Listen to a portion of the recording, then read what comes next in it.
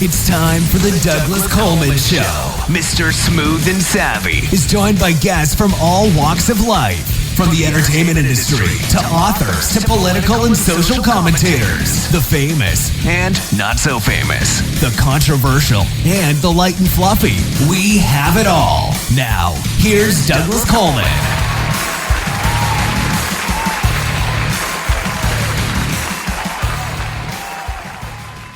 Okay, please welcome to the Douglas Coleman Show, Jennifer Kahnweiler. Hi, Jennifer. How are you? Douglas, I'm great. Thank you. Well, thank you for coming on the show. I appreciate it. Certified speaking professional. That's right after author on your bio. So author, I know what an author is. And a speaking professional, I probably know. But what does it mean to be certified in that field? I'm so glad you asked that, and I know my fellow members of the professional organization that I belong to, Douglas, which is called the National Speakers Association. We have the National Speaker Association. We have, like a lot of professional associations, we verify the qualifications of people, and you have to go through a certain amount of criteria to become a CSP, we call it, and it's, I think, maybe like 12% of speakers internationally have that designation. Don't quote me on it, but that was the last time I saw that. And so, it's an honor in our profession to have the CSP, and more and more people are learning. Like with a lot of professions, in the beginning, it's been around a while, but I think more and more people are hearing about it as a way to sort of decide when you're hiring speakers. It's another criteria to look at, that this person has actually spoken and made a living out of it. So what is required? It's actually good. It's actually good too. Yeah. What is required to be certified? What sort of criteria do you have to meet? Sure. Well, it's a combination of things. You have to be judged by your peers as being effective and do a really good speeches. You have to have a certain amount of, and I can't, certainly I can send people to the website of National Speaker Association, and they will find out, like, the things that are required also include the amount of income that you've made. There are certain criteria. It's a combination of things. Have you done virtual presentations as well as live presentations? What have your evaluations been like? So all the things that like meeting planners would be interested in when they were hiring professional speakers. So it is definitely a distinguishing mark. And we also have another criteria. We have even another level, like other professions have, which is the CPAE, which I won't get into all of that, but there are ways to achieve all of those levels, and you do it by being a professional speaker, and the National Speaker Association is the organization that does that. I suspect that if you are certified, that you could command more money for your speeches. You would think so. You would hope so. You would hope so, right? You would hope so, but again, it's about educating people as to what this is. And people, when people hire you, they're looking at a lot of criteria. Yes, you do make more money, but it's not the only distinguishing characteristic. So you've got a book, but I'm proud of it. And I'm proud of it. I'm glad you asked about it. Well, that's great. Now I know something about that. Now you know something, yeah. You've got a book out called Creating Introvert-Friendly Workplaces, How to Unleash Everyone's Talent and Performance. I guess my first question when I read the title was, why is it a bad thing to be an introvert in a workplace? That's an interesting question, because it's not assuming it's a bad thing at all. In fact, bad or good, I would take that sort of criteria outside off the table, Douglas. You know what I'm saying? It's about organizations, really what the book is about, but what my work is about at this point is saying that being introverted, and we can define that and talk a little more about what that is, but being introverted is another dimension of diversity, inclusion, and equity in the workplace. And so what we want to do is make sure that our systems and our structures, which are slowly changing, our organizations, have practices in them that really embrace all kinds of temperaments, all kinds of personalities. And frankly, the way we've been living in Western society, certainly over the many years, and my specialty is the workplace, is really we're an extroverted type society and workplace. And what I mean by that is, examples are, the first person who speaks up at a meeting, or person who, quote, interviews well.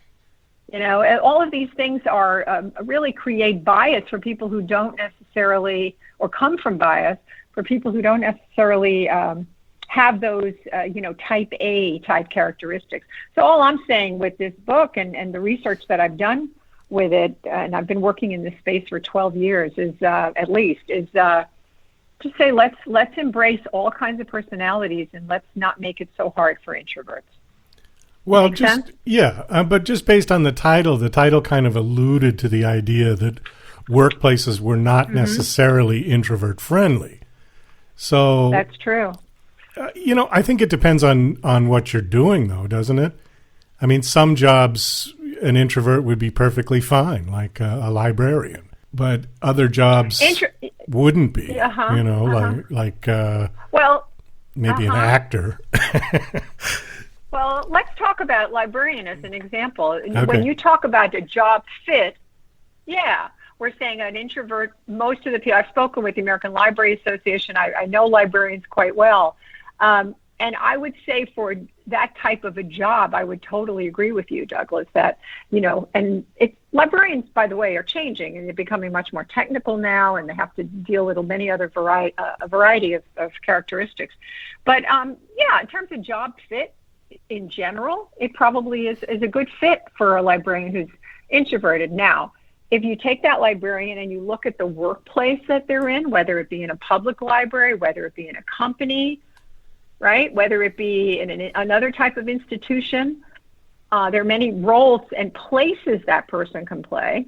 The environments that librarians may find themselves in lend themselves, once again, to a more extroverted vibe. So promotions, being heard about changes that they want. That may be still in a very old-fashioned kind of, I don't want to say old-fashioned, but the way it's always been. The squeaky wheel gets the grease, if you will. Right. It's funny you bring up those phrases, because many years ago, I worked for 3 years in Thailand, teaching English as a second language.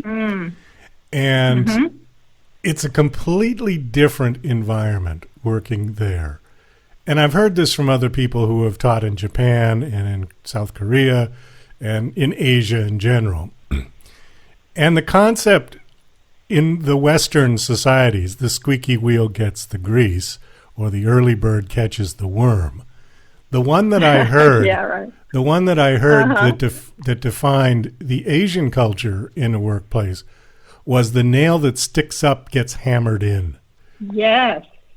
And I've heard similar ones to that. You're totally right. And You're totally right. The people, it was a real kind of a difficult adjustment for me, because I tend to be an extrovert. And nobody in that room was an extrovert. The bosses talked. The people sat there and said nothing. Absolutely nothing. They didn't want input from the other teachers, the bosses. They just wanted to give their speech and dictate what is going to be and have a nice day. And it really took some getting used to, because I was always used to this idea of meetings was a group effort, that everybody was going to input, something. That wasn't the way it worked there at all. So, well, what you had going there too was a hierarchy, right? You know what I'm saying? Where it was very respect for the hierarchy. Like I remember, I've done some work over there too, and obviously every Asian country is somewhat different, right? Like you mentioned, Japan, Thailand, and you have to use your title there. Like here, we're like, oh yeah, call me Jennifer, that's fine, but it's looked at as a sign of disrespect. If you don't, if I've earned a doctorate, I need to be called Dr. Kahnweiler at every point, right? Right. So, the hierarchy and influencing the boss is challenging. It's very challenging. And where I think a lot of the Asian young people who are coming up have said that the opportunities are for them is the world is getting smaller in some respects, right? So we have a global type of environment, and the companies that they're working in or working with are Western based. So they do need to speak up to be heard and get their voices heard. And think about the organizations themselves. I don't just look at it from the individual viewpoint. Douglas, you know what I mean? It's like we're missing out if we're talking over people and like you described in that example, not listening, not getting the input of your team, whether they be introvert or extrovert. Think about what we're missing in terms of innovation and productivity and all those things that companies need to thrive. So it's a loss, not just individually, but to teams and also to the organization. Well, so let's go back to your book. Where does the introvert fit in then? I mean, aside from the librarian, but just in a general corporation, let's say, that just makes a product, whatever the product is. How does the introvert fit into the Western idea of, the squeaky wheel gets the grease? How do they deal with that? Or where do they fit? Well, they do that, right. What do they? Well, first of all, that's what they do naturally, whether it be at work, whether it be with their friends, with their families. Introverts, based on all the research I've done, thousands of interviews, discussions with people over the years. I've done actually formal studies, informal studies, and I'm actually an extrovert, Douglas. I'm not an introvert because I feel so strongly that we're missing out on hearing from introverts in our midst. And what do they do? What they do is they adapt and they adjust. And we all have to do that, whether, we're on the introvert side of the scale. And by the way, let me just go back a little bit. I don't know what the word I was looking for. Just rewind. That's the word. Rewind. Okay. Rewind, right. That the introvert, the way I'm defining it, and many do, is that it's internal energy that you get from being reflective and in your head and decompressing after being with people. Introverts can be excellent with people and can be great public speakers, etc., can be fantastic leaders. However, they need that time to decompress. Now, extroverts, on the other hand, and it is a spectrum, it's not either or, we all have some of both. Extroverts get stimulated by the outside world and by, connections with people. So they get really juiced up by that, and that's where they get their energy from. And they do need time to decompress, but certainly not as much as the introverts. So introverts are constantly adjusting. I mean, the way the structure of our workplaces are, and particularly before the pandemic, right, with these open space places where they were like cramming everybody, let's all work together. And that was the nightmare of many introverts, right? So now we have remote work, which it solves a lot of that in some ways, You're listening to Mr. Smooth and Savvy right here on the Douglas Coleman Show. We'll be right back after these commercial messages. DJC Music and DJC Productions are pleased to announce a brand new website. We have started a listing website for radio show hosts as well as potential show guests. This is a meeting site where hosts and guests can come together. Show hosts can list their show and types of guests they're interested in booking. Potential guests can list their talents, bio, accomplishments, or anything they feel makes them an interesting radio show guest. There are no recurrent payments, only a one-time $5 listing fee. Your listing will stay up until you decide to cancel. Previous guests of The Douglas Coleman Show are welcome to submit their guest listing free of charge. Go to radiohostsandguests.com. That's radiohostsandguests.com.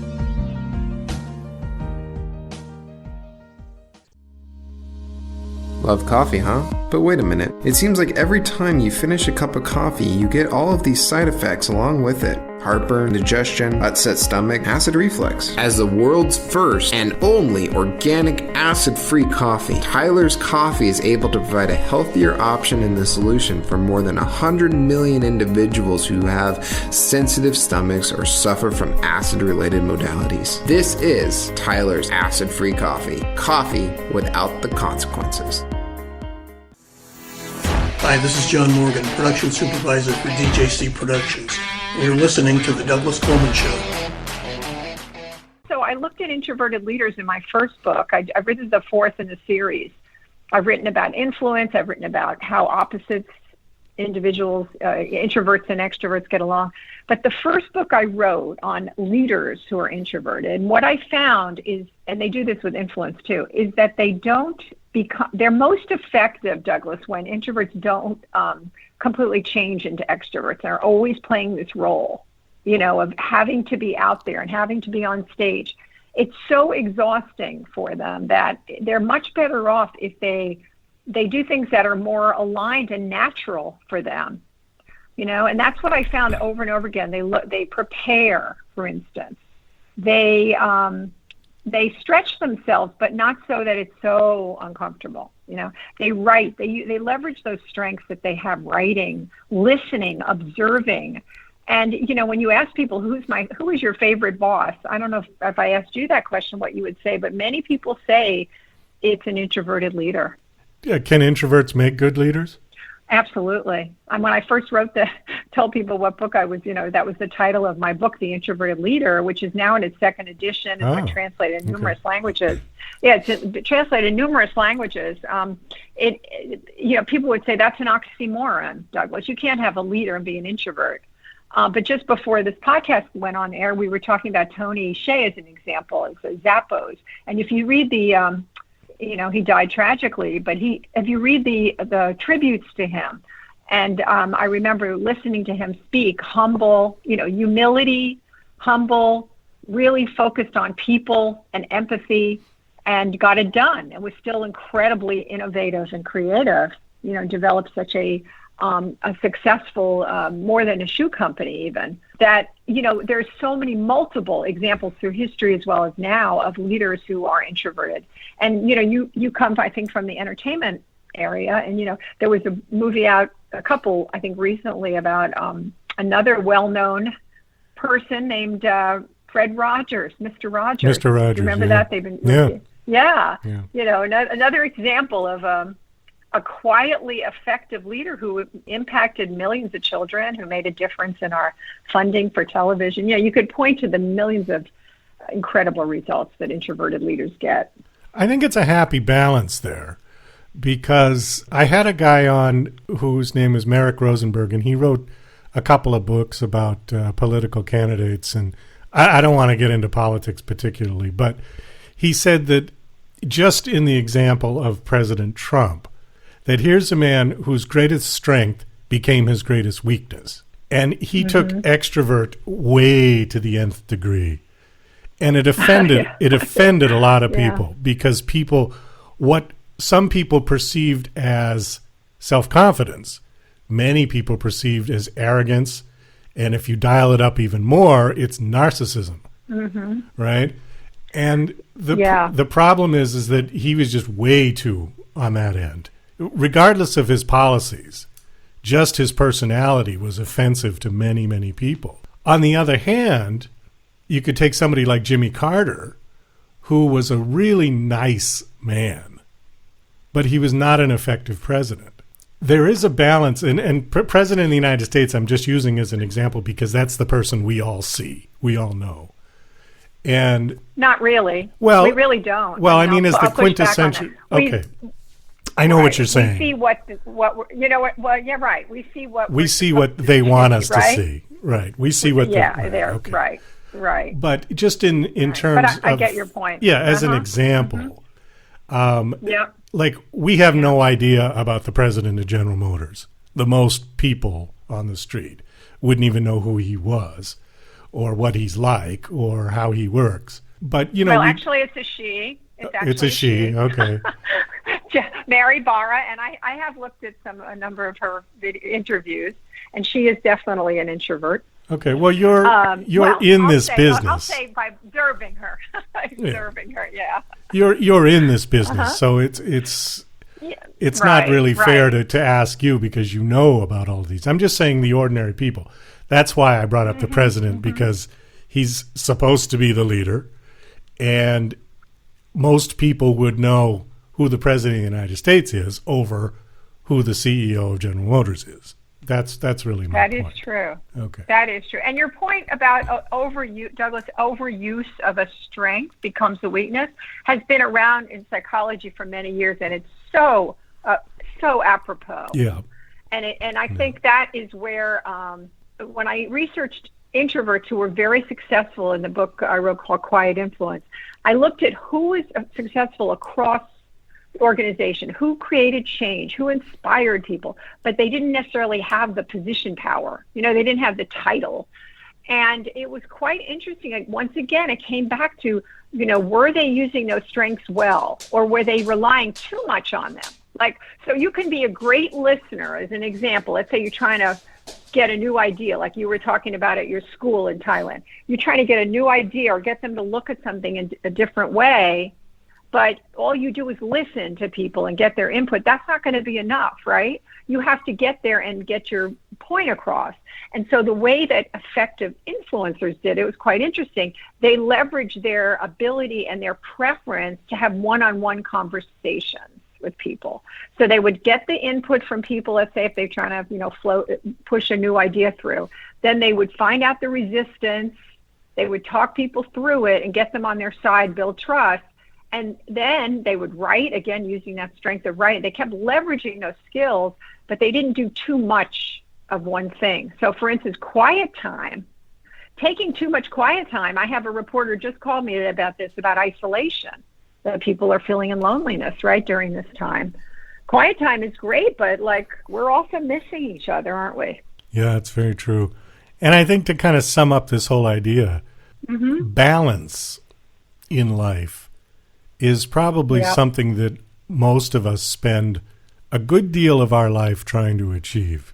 Kids, we sort of see where we can push the boundaries and with our parents. And then as we get older, it's with our spouses, boyfriends, girlfriends, interpersonal relationships. And,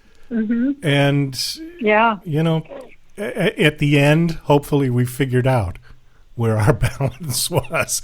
Some people don't. Some people don't. I take comfort in the psychologist Carl Jung, who a lot of this is based on. He's the one that actually came up with the terms introvert and extroverted.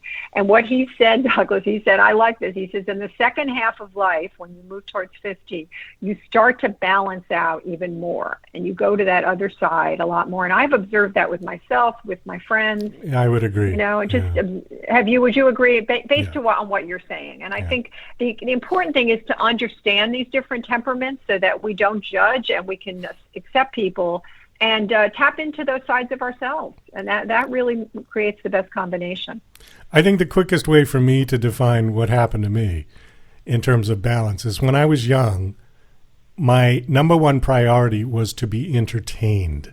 And when I get older, after I hit about 45, my number one priority was to be comfortable. And that's it. I don't care about entertainment anymore. I can amuse myself with the most mundane things these days. Where when I was 20, I'd say, I'm not doing that. It just, but now I don't mind, know. I mean, something as simple as having a mayonnaise jar full of pennies and sitting down and counting them one by one. I'm fine with that now. That's a good idea. That's great. No, I'm laughing because your 20-year-old self would have said, "What?" Yeah, are you kidding? Right? I'm going out. That what I said. That's what I was said when I was 20. Forget it. I'm going for a ride. I'm going out. That's great.